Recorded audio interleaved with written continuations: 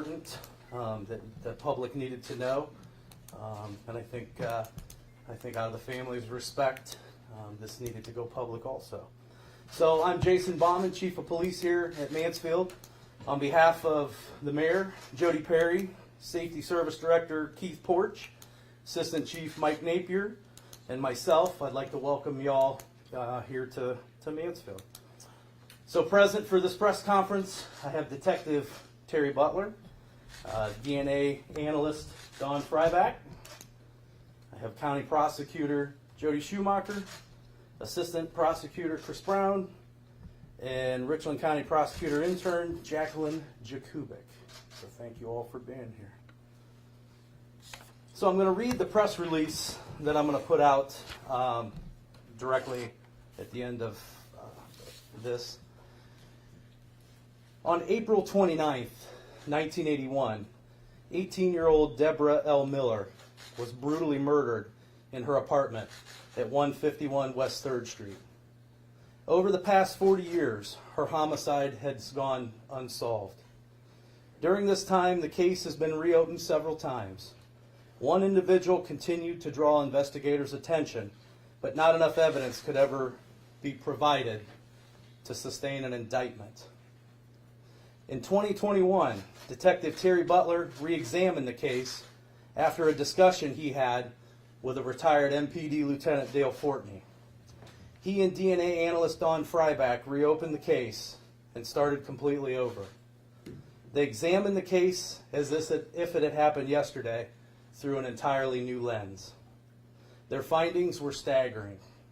With the continual progress in DNA technology and some innovative techniques, a firm DNA profile began to show itself on numerous pieces of evidence. This DNA profile was linked to the suspect. After further investigation, it was determined the profile belonged to an individual named James Van Ness. Mr. Van Ness lived above Deborah during the night of the homicide. He had been questioned during the initial investigation, but was never identified as a suspect. Detective Butler contacted Mr. Van Ness at his residence in Canton, Ohio in November of 2021. This would be the first of 2 interviews throughout this investigation. In the initial interview, Detective Butler felt that Mr. Van Ness was trying to create an alibi by justifying his DNA being present in the apartment, even though Detective Butler had never breached that topic. Mr. Van Ness also admitted to lying to investigators during his first interview in 1981. Mr. Van Ness ended the second interview in 2024 before it could even begin. He stated he felt like Detective Butler was building the case against him, and he refused to speak and requested an attorney. Several weeks after their last discussion, Mr. Van Ness sold his residence, purchased a pickup truck and an enclosed trailer, and fled to West Virginia. During his abrupt departure, Mr. Van Ness left several firearms in his residence in Canton. During his travels, he was stopped by West Virginia authorities and found to have 2 firearms on his person. He was arrested on state charges and incarcerated. ATF agents then took over that case, and he was later indicted on federal gun charges. Mr. Van Ness had posted bond on his state charges and was relocated in Canton. U.S. Marshals and Canton SWAT attempted to serve this indictment at a hotel located in the 6800 block of Sunset Strip Avenue, northwest Canton, Ohio, on November 18th. It is our understanding that when confronted by marshals and the Canton Regional SWAT team, Mr. Van Ness pointed a gun at them and barricaded himself inside that hotel room. After a short shootout, one Canton SWAT member was shot in the arm, and Mr. Van Ness was fatally shot. The DNA evidence collected from multiple items, when analyzed alongside the findings in Detective Butler's investigation, establishes proof beyond a reasonable doubt that James Van Ness committed the murder of Deborah Miller on April 29th, 1981. Because of this, we now consider this case closed. This is a sad and tragic case. Although the closing of this case does not bring Deborah back, it does not replace the last 43 years that this family has had to endure. We hope that this closing brings some closure to them finally. At this point now, I will open the floor for questions. Chief, can you talk a little bit about the DNA? What was the source of the DNA that was analyzed? Mm-hmm. This is where the DNA analyst comes into play. You could speak from there if you like. Okay. I need to write the microphone, please. Oh, gotcha. Please. Sorry. I'm sorry. There were over 80 different analyses that I performed in this case that spanned over the course of a couple years in multiple rounds of testing. And a lot of the DNA profiles that came back to match Mr. Van Est were mixed with Debbie Miller's DNA and were present on some of the items directly related to the homicide. She was brutally beaten. There were stains located around her body, as well as some of the items she was beaten with. Detective, do you have any idea why, since he lived above her back in '81, he was questioned? Why was he not a suspect, identified as a suspect? Do you remember? Don't remember, but as you look back at the prior investigation, why they didn't look at him as a possible suspect? I can't answer that. And I was 10 years old when this happened. So, when he was arrested with firearms, the reason why it was illegal for him to have them is illegal guns. Was he under? so his record, he had extensive criminal history that would prohibit him from possessing a firearm. Now, there was a fingerprint found back in 2017 to the FBI database, and that's the most recent story I found. But at that time, it said that fingerprint was to a man who was deceased. Is that somebody different from who this was then? Yes, that fingerprint was not James Van Est. It was on the door. Jody, based upon what the detective and the investigation, do you feel like you could have indicted or sought an indictment based on this evidence? Because the chief just said, kind of without a doubt here, this guy is the guy. So Detective Butler, Mansfield Police Department, was working hand in hand with my prosecution team. And as they were going back and forth, we were ultimately there in late fall of 2024.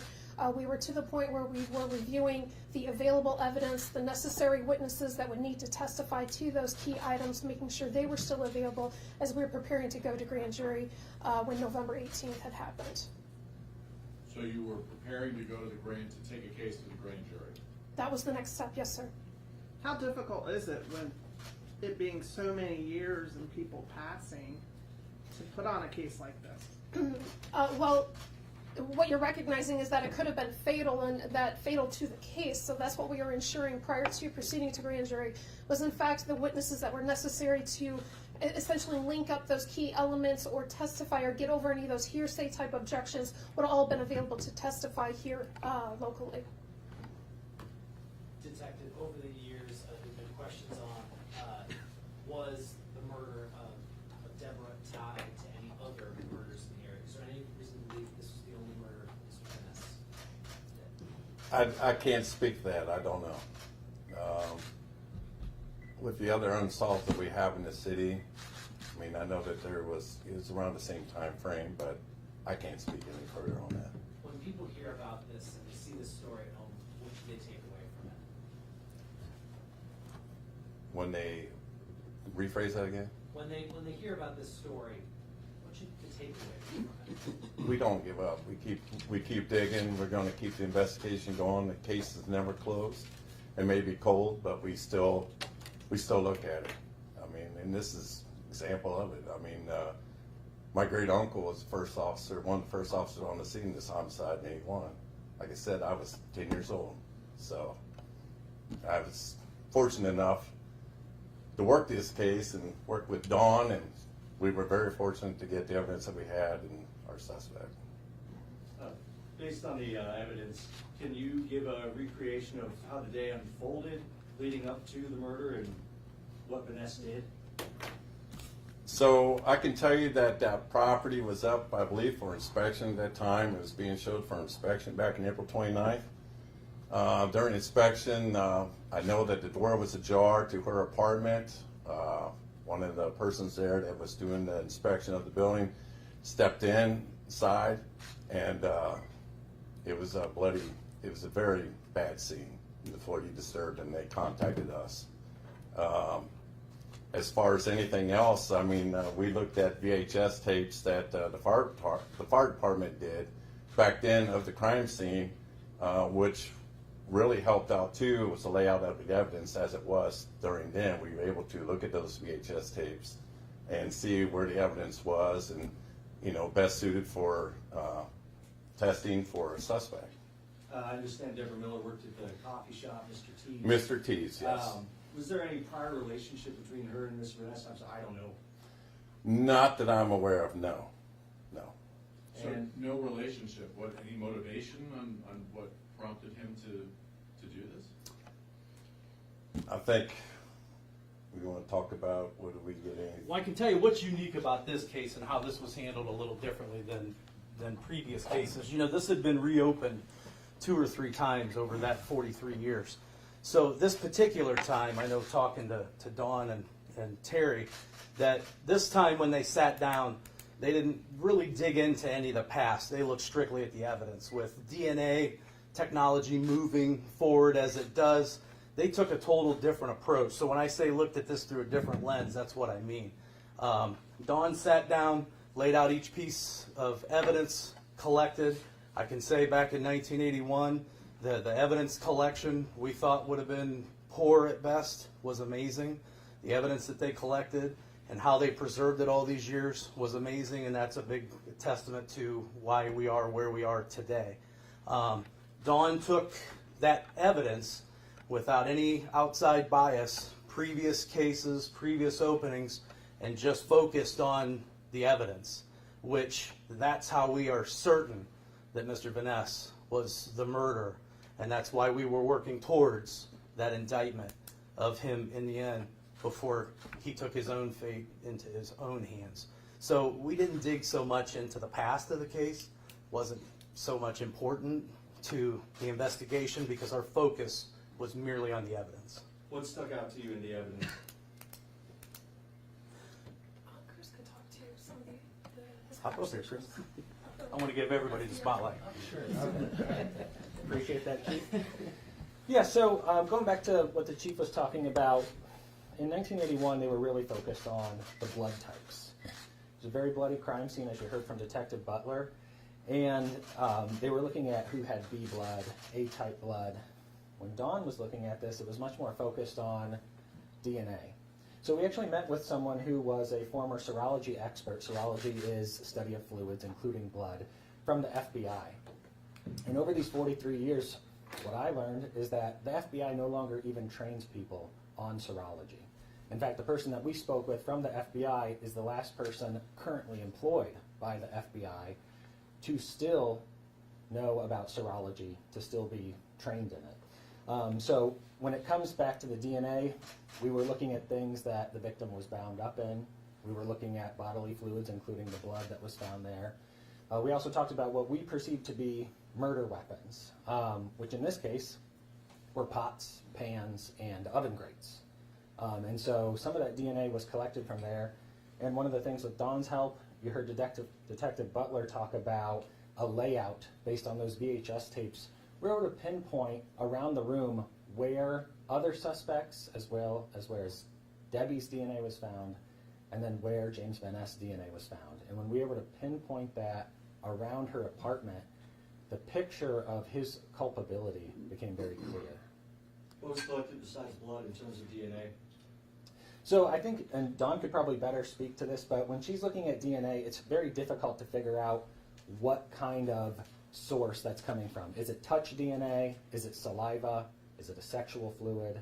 Or is it blood? So when she's looking at it, after all these years, unless she were able to collect it from the source, it'd be very difficult for her to tell. And she could probably speak to more detail But my understanding from talking with Dawn is it's very difficult to tell, is the swab that she's getting from saliva, semen, blood, etc.? Don, can you talk about the fact that, okay, so DNA's been around since the 90s, so why, it's taken a long time, but there's something more specific here. I think talking about the scene and about the amount of blood at the scene, that was crucial in the DNA profiles that have been obtained over the years have been mostly profiles that are going to be attributed to the victim in the case due to the amount of blood that was on a majority of the items of evidence. One of the techniques, and we have done testing, like Chris said, at the FBI did blood typing. We have also done various rounds of DNA testing here at the Mansfield Division of Police in the crime lab.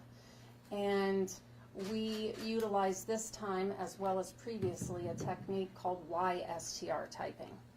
Our traditional type of DNA testing that we do is STR testing, which is based on your autosomal chromosomes, but the Y-specific DNA test is extremely helpful in cases where you have a lot of female DNA. So YSTR testing was very beneficial in this case. And also when doing an inventory of the evidence, I was able to, as I was sorting through different items, it was important for me to see what had been tested previously. We talked about the packaging of the items of evidence where actually everything was packaged very well and was minimally handled. But there were also other items of evidence that had never been tested, and I could visually see some staining on those. So those were items that I also wanted to test, just because there was a good amount of sample that was still remaining on those items. When did you match Van Ness? I mean, you knew what hers was, but how did you know, okay, this is this guy? Very early on prior to me working with the Mansfield Division of Police, we had a private laboratory work on some DNA extracts that we had generated, and some YSTR profiles were obtained. So when I started my analysis, one of the first things I wanted to do was work up DNA standards or profiles from all of the individuals that had been collected at that time. And due to the age of the case, sometimes we didn't know necessarily the relevance of these individuals, just that samples had been collected.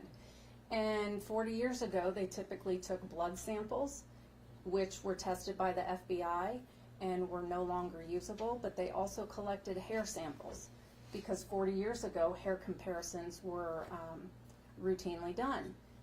And I went through and determined which samples we had, hair samples of individuals, and those microscope slides that were preserved is what I was able to generate DNA profiles from for all of the individuals. And at that point, right away we saw some DNA matches with Mr. Van Est. So it was very much at the beginning, but then as more and more items were tested, that same profile kept showing up. When you interviewed Van Est, your first interview with him was in Canada? Yes. Can you recollect for us or describe that interview process, things you asked, things he answered? I mean, what did you confront him with in terms of evidence? Okay, so when I approached him as I just looking at the case. I didn't bring out any DNA or anything like that. He started rehashing stuff just like it was yesterday. Mind you, it was 40-some years ago. And, he gave a story that there was a homeless guy that was trying to break into her apartment and that he had ran this guy off. He had told Debbie about it, and she was appreciative of it. Early morning of April 29th, he's coming back from a bar. He's saying that she invited him in. They had consensual sex, and then he said he got sick and left. Well, I assume then he's talking about the consensual sex part because DNA. It's got to be, because he, like I said, he rehashed it like it was yesterday. 40-some years ago, I don't remember a lot of stuff, So that's where that took off at. So we got him in the apartment that day at early morning hours of the day she was found. And with his DNA, his markers left in the house, I mean, and him saying, I was there that morning. How long between the first interview and the second where he was not nearly as cooperative? Yeah, the second one, he wasn't at all too much. I think that was...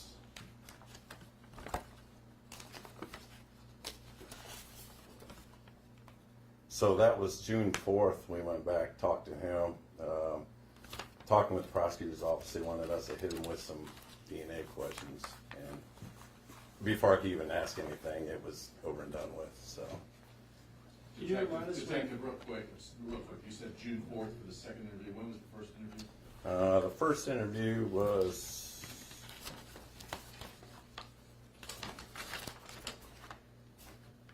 (11/2/21).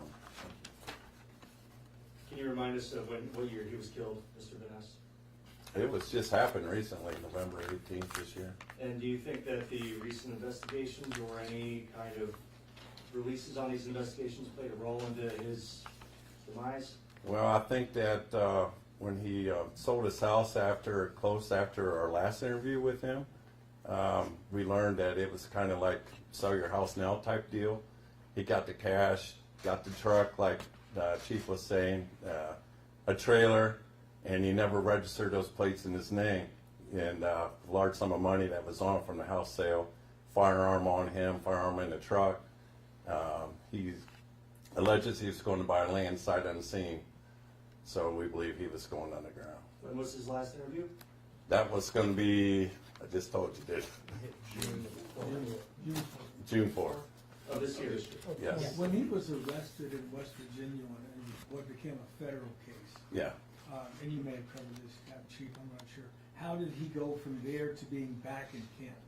How did he get released? He bonded out. He had that money, so he had state charges. So I know that before he got indicted federally, that when they secured the indictment on him for the weapons violations federal side, he had already posted bond and he was out.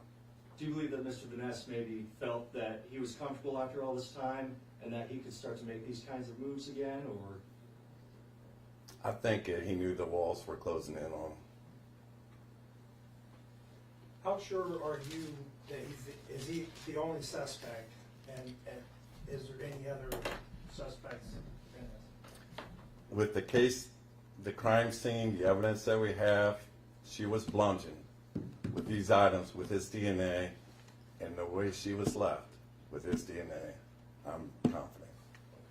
What's the response of the Miller family? Well, they are grateful that this case has finally been resolved. I can tell you that. I mean, that's a long time to go without your sister, or, you know. I talked to their brothers, and they're very grateful.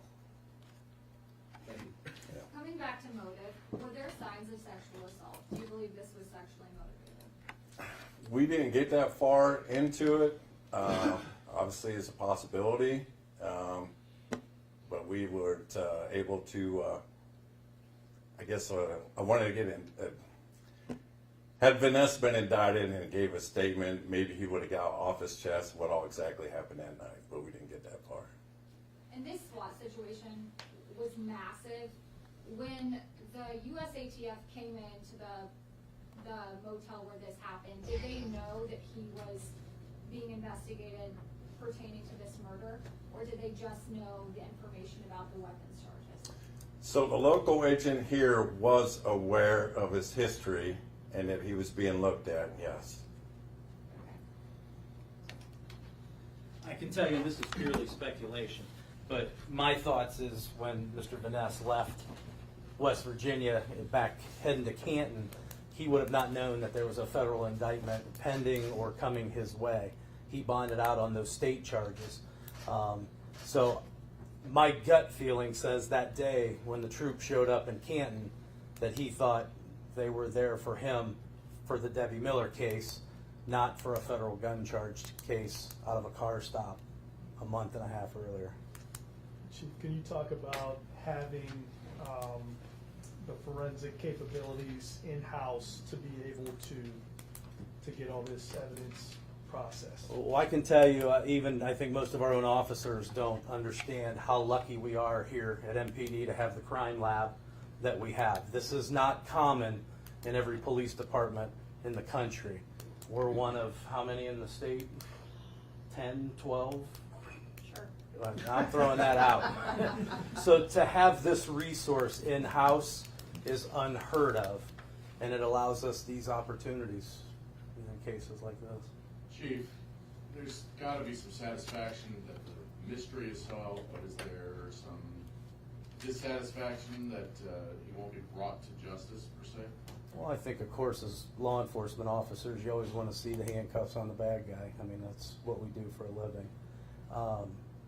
You know, so there is that piece, but, you know, I can tell you, seeing the family with a little bit of relief and closure certainly supersedes, you know, our likes. Jody, how tough would this case have been to prosecute? I think when people think about famous DNA murder trials, obviously your mind flips back to O.J. Simpson, the DNA evidence there and the way that was attacked by the defense attorneys. How tough would this case have been to prosecute based on DNA evidence? It would have been a circumstantial case based on the evidence, the physical evidence that we had, but I think that's becoming more and more common anymore. Just look at our recent convictions in our homicide trials. They're all pretty similar in that sense that they are evidence-based and cumulative of all the evidence. Do you know how many man hours went into this till you solved it? 3 years times 8 hours a day. I don't know. I mean, this is something that, I mean, obviously I got more caseload.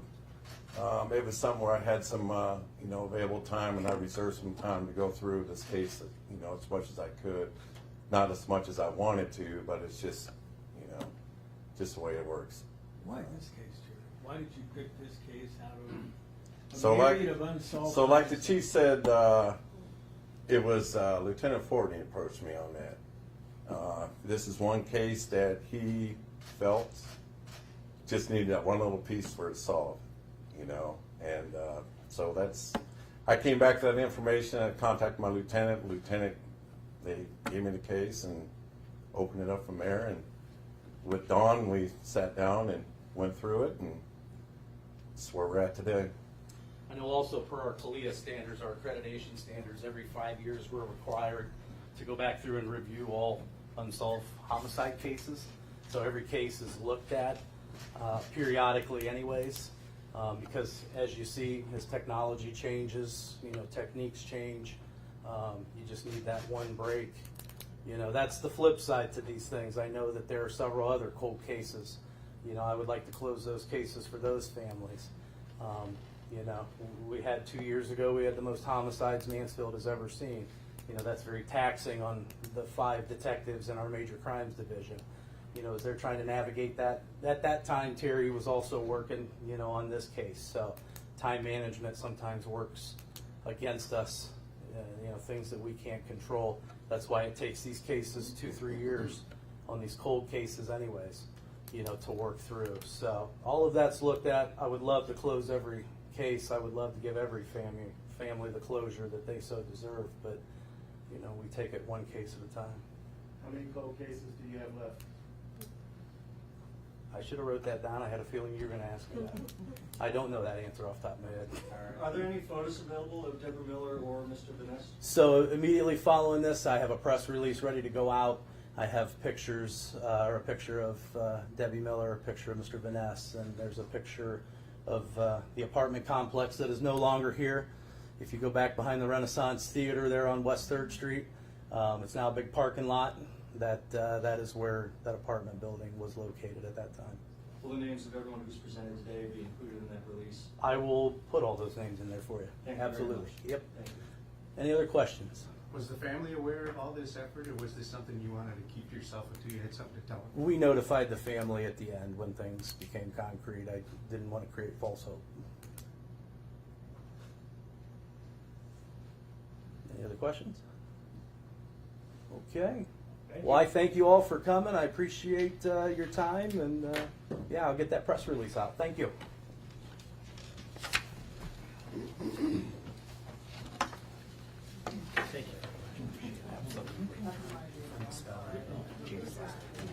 Yes. Make sure I spell it right. Nerve. V-A-N-E-A-N-E-S-T.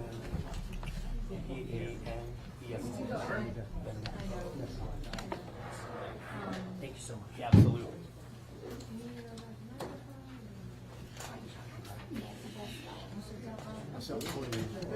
It is D-E-D-R-A. Thank you.